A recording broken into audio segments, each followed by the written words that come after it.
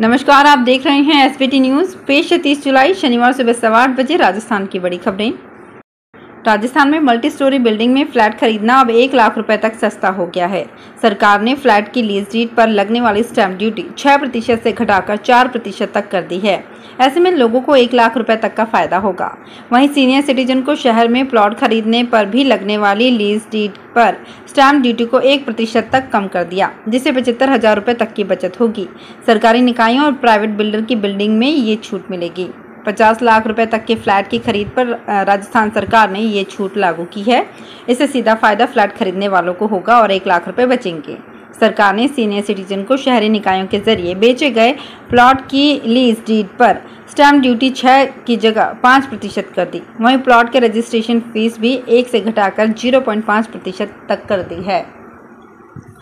भ्रष्टाचार निरोधक ब्यूरो ने सार्वजनिक निर्माण विभाग के division account officer Anil Dayma को कार्यालय में 10,000 रुपए की रिश्वत लेते गिरफ्तार किया है। दायमा ने परिवादी ठेकेदार से बिल पास करवाने के एवज में रिश्वत मांगी थी। एसीबी ने उसके उदयपुर आवास समेत अन्य ठिकानों पर भी तलाशी ली। राजस्थान के मुख्यमंत्री अशोक गहलोत ने कहा कि उन्हें ये बताते हुए प्रसन्नता है कि आज राजस्थान के 4 टाइगर रिजर्व में बाघों की संख्या 100 से अधिक हो गई है, जो तत्कालीन प्रधानमंत्री इंदिरा गांधी द्वारा बाघ संरक्षण के लिए शुरू किए गए टाइगर प्रोजेक्ट की सफलता का प्रमाण है। गहलोत ने विश्व बाघ दिवस के मौके पर आज ये बात कही। उन्होंने कहा कि आज से वन विभाग, राजस्थान सरकार के सहयोग से जयपुर टाइगर फेस्टिवल द्वारा जवाहर कला केंद्र जयपुर में 3 दिवसीय बाघ फोटो प्रदर्शनी आयोजित की जा रही है। इसमें देश भर के वाइल्ड लाइफ फोटोग्राफर्स द्वारा ली गई 100 से अधिक तस्वीरें प्रदर्शित हो रही हैं। यहां जाकर ऐसी और सुंदर तस्वीरों को निहार कर हमारे राष्ट्रीय पशु बाघ को करीब से जान सकते हैं।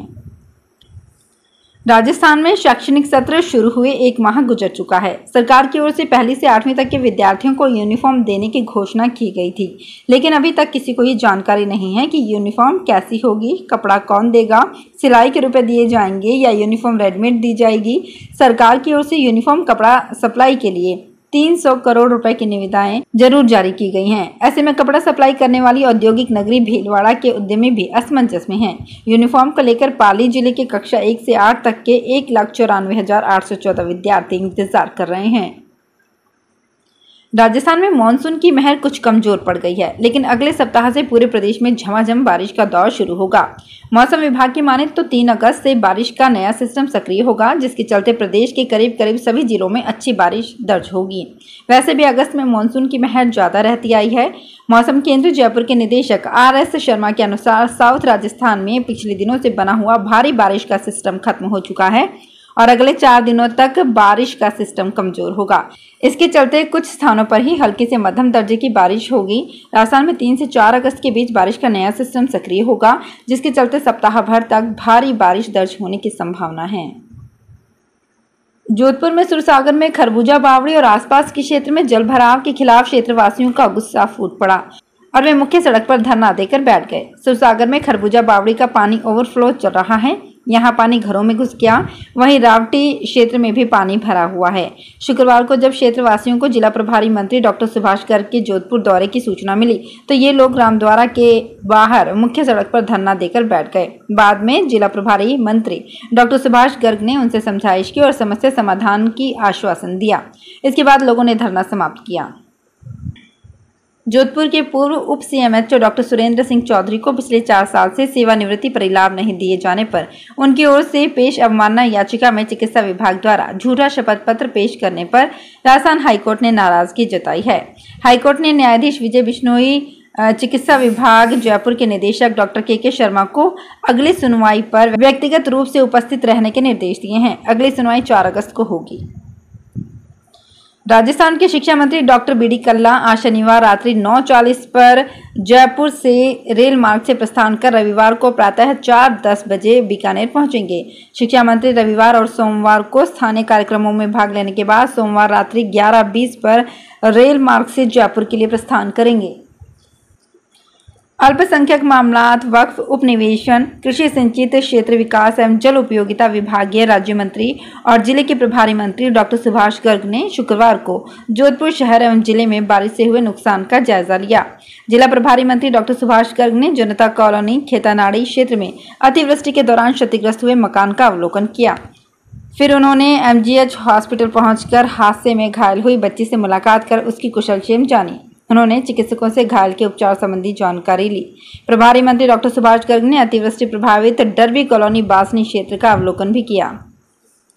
बीकानेर आए राजस्थान के राज्यपाल कलराज मिश्र शुक्रवार शाम देशनोक स्थित विश्व प्रसिद्ध करणी माता मंदिर पहुंचे। उन्होंने वहां करणी माता की पूजा अर्चना कर देश और प्रदेश की समृद्धि, संपन्नता और खुशहाली की कामना की। मंदिर पुजारी मुन्ना दान ने राज्यपाल को निज मंदिर में विधिवत पूजा करवाई। राज्यपाल ने सफेद चूहे के दर्शन भी किए। राज्यपाल मिश्र को इस दौरान करणी माता मंदिर निजी प्रन्यास के अध्यक्ष बादल सिंह ने मां करणी के जीवन से जुड़ी जानकारी देते हुए करणी साहित्य भेंट किया। इस अवसर पर जिला कलेक्टर भगवती प्रसाद कलाल, जिला पुलिस अधीक्षक योगेश यादव भी उपस्थित रहे। जोधपुर जिले के प्रभारी मंत्री डॉक्टर सुभाष गर्ग ने शुक्रवार को DRDA हॉल में अधिकारियों की समीक्षा बैठक ली। उन्होंने अतिवृष्टि प्रभावित क्षेत्रों में बचाव एवं राहत कार्यों, जनजीवन को पूर्ववत सामान्य बनाने की दिशा में व्यापक स्तर पर हो रहे कार्यों आदि की समीक्षा की। उन्होंने अतिवृष्टि से उत्पन्न हालातों तथा इसमें सुधार, बचाव एवं राहत से संबंधित तमाम गतिविधियों पर चर्चा करते हुए आवश्यक दिशा निर्देश दिए। प्रभारी मंत्री ने जोधपुर में भारी बरसात से उत्पन्न हालातों पर विस्तार से समीक्षा करते हुए अब तक की गई कार्यवाही के बारे में विभिन्न विभागों के अधिकारियों से जानकारी ली।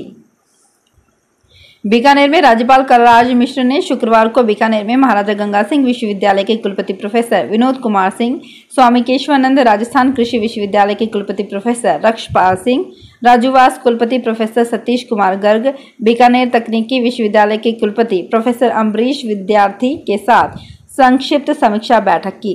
बैठक में उन्होंने एक समान विषयवार पाठ्यक्रम तैयार करने की प्रगति और नई शिक्षा नीति को समग्रता में लागू करने के लिए किए जा रहे प्रयासों की जानकारी ली।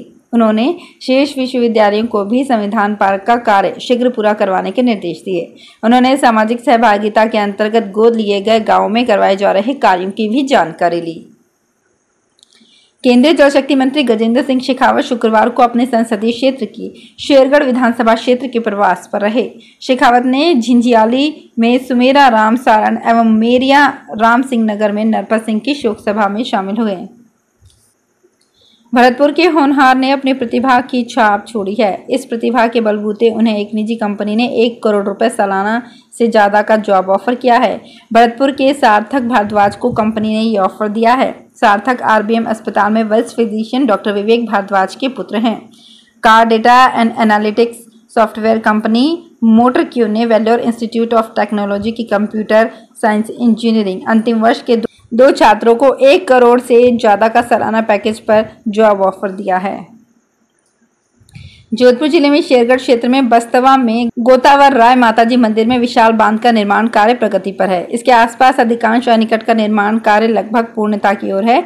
बस्तवा के सुंडा में एनीकट को बारिश के पानी से लबालब देखकर शेखावत रुके और ग्रामीणों के साथ एनीकट का अवलोकन किया। शेखावत का क्षेत्र के लोगों ने अभिनंदन किया।